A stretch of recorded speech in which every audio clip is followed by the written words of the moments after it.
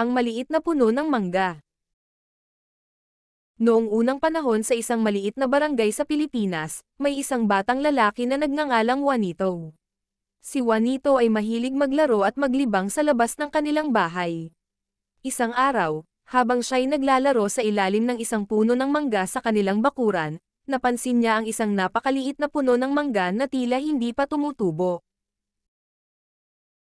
Ang liit-liit mo naman. Hindi mo man lang kayang maging malaking puno tulad ng mga katabi mo, sabi ni Juanito sa maliit na puno ng mangga. Ngunit ang maliit na puno ng mangga ay hindi sumagot. Sa halip, itinuloy nito ang paglaki at paglago kahit pamaliit ito. Alam mo, maliit na puno ng mangga, wala kang silbi dito. Hindi ka kailanman magiging malaking puno tulad ng iba, dagdag pa ni Juanito, tila walang pag-asa ang maliit na puno. Ngunit sa kabila ng mga salitang ito, hindi sumuko ang maliit na puno ng mangga. Sa bawat araw na lumipas, unti-unti itong lumaki at nagkaroon ng mga dahon at bunga. Isang araw, habang si Juanito ay naglalakad sa kanilang bakuran, napansin niya ang malaking pagbabago sa maliit na puno ng mangga. Ngayon ay puno na ito ng malalaking sariwang mangga. Wow!